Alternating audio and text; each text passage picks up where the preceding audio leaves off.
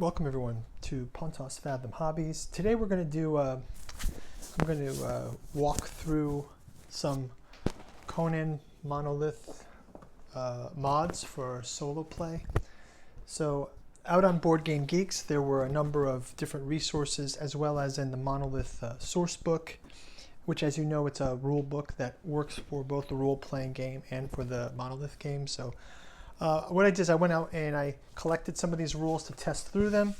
Went off to the handy printer shop, and we'll construct those cards here today, and then we'll do a playthrough of those Conan rules.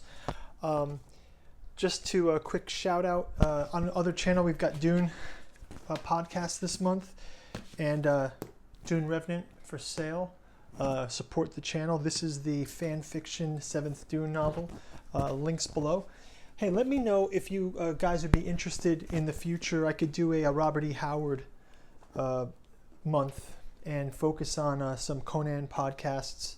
There's a lot of rich stuff here. I even have some ideas on Hyborian Age, and also I think the period of time of Solomon Kane's really interesting, sort of like that demonology of King James. As you guys know, King James and King James Bible, and he also wrote a demonology, so it's really interesting.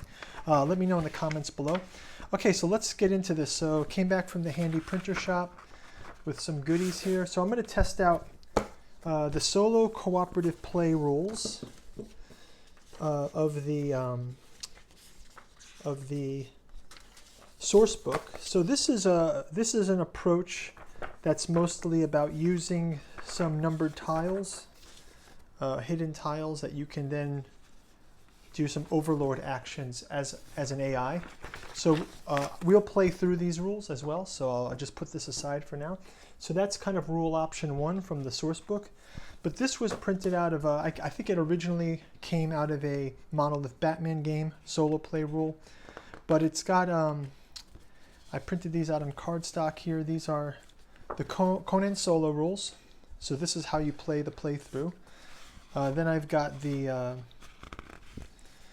next sheet here is, this is the Conan Solo rules summary action sheet. So you can kind of see how the moves follow each other, and depending on whether it's drawing a card, a melee attack, a range attack, advance on heroes, defend hero, and advanced overlord, you can follow these rules. So these are sort of like the rules. Maybe I'll laminate these so you can have them as a quick reference guide on the table. I'm not sure if I'll break these out into 3 cards. Maybe that's more manageable. But yeah, so that's sort of the rules of this. And again, we'll go through that in the gameplay. There's also some scenarios printed here. So this is how to use the solo rules in the different scenarios. So you can see, these are the standard ones from the main box game. That are the hero objective 1 and 2, the overload objective, and special rules that you can play for the solo game. So again, these will come up as we do each scenario. And then here's the here are the actual cards. So you get 36 cards to cut out. I went ahead and I did some grayscale to kind of match the some of the effects. Like if you see in a Conan card, they've got this kind of a modeled paper look, so I kind of reproduced that a bit. I mean, they're not so much in line. The font is the same, and again, this design is not mine. I will provide the link to BoardGameGeeks. I'll also have on my Patreon the link to my file. I've included for my print version the Pontos Fathom octopus head logo, and I just did it in a flat pattern. I went ahead, as you can see, I pre-cut a few of these just so you can see how they look. So here's the Conan cards.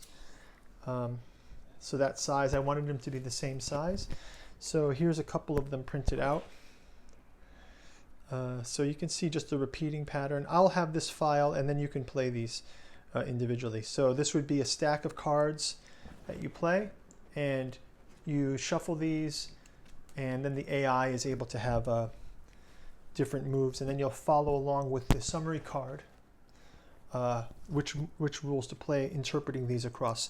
So today I'll talk about the making of the cards, and then we'll have a game in which we go through all those solo rules. So hope you enjoy this. So I'll get to I'll get to that and then talk to you guys in a bit. Okay.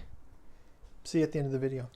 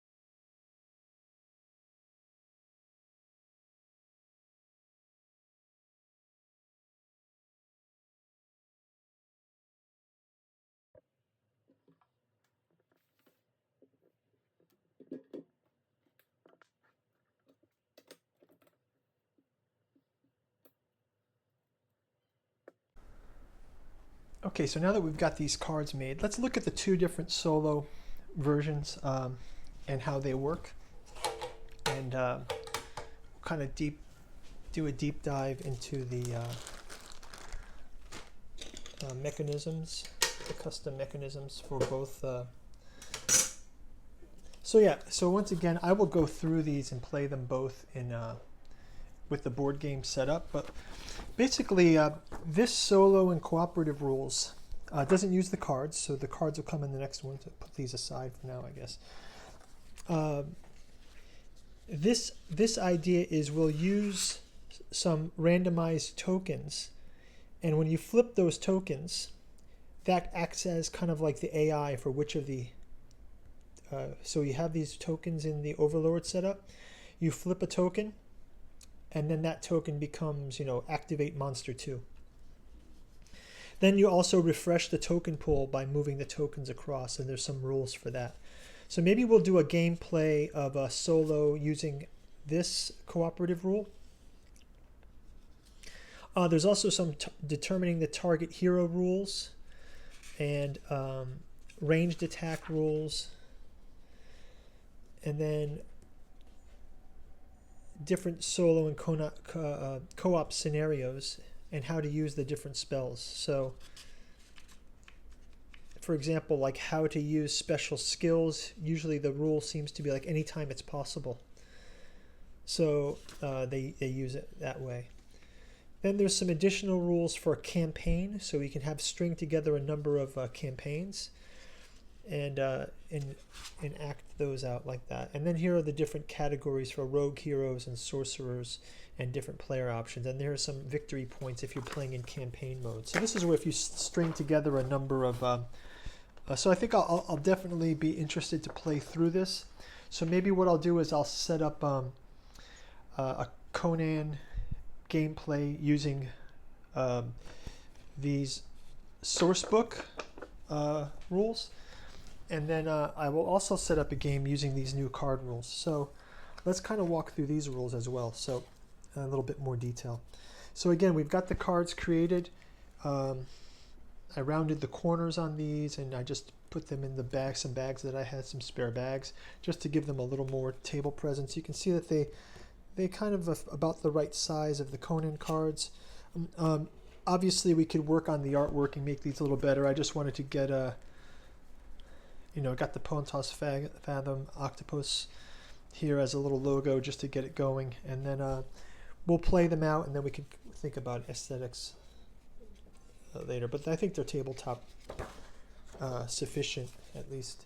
Okay, so the two main ones I want to start with is this summary action sheet and then the solo rules. So maybe we'll walk through these and we can kind of simulate what would happen with the card deck.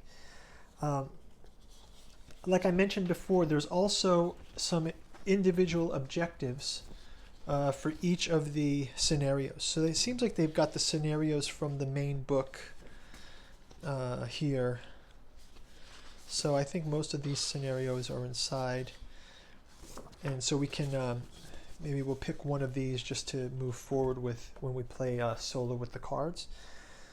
So let's kind of take a look at the solo rules. So let me zoom in this for everybody.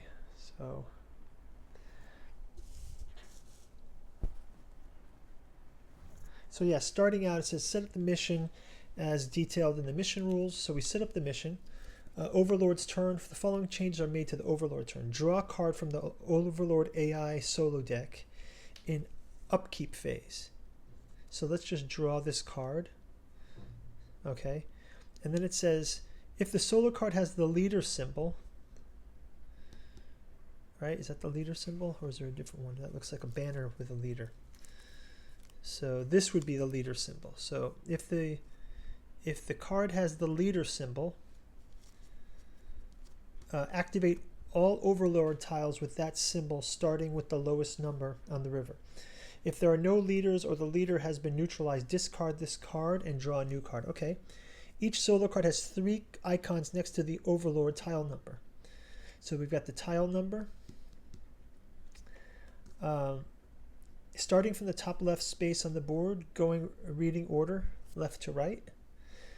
activate characters shown on the Overlord tile. So you can activate these different, and then you have the different rules, for example, are Advance Overlord Objective. You've got Defend Hero Objective. You've got Ranged Attack. You've got Melee Attack. Again, the Overlord Objective. And then you've got Defend Hero Objective.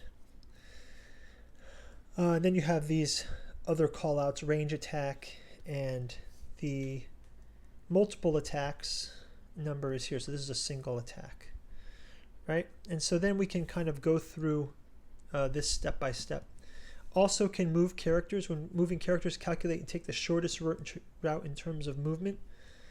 And then we also have this second card. This just sort of follows the same rules, but in a sort of a summary action sheet. So you can see here is activate the first tile on the solo card, which would be this one or this one.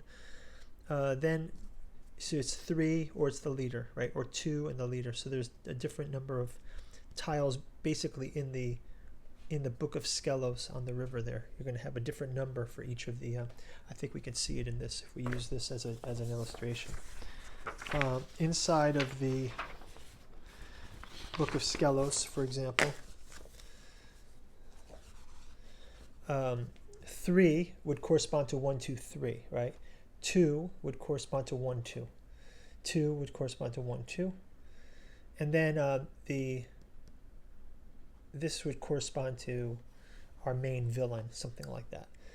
So that's how that sets up. So that'll be pretty interesting to play through.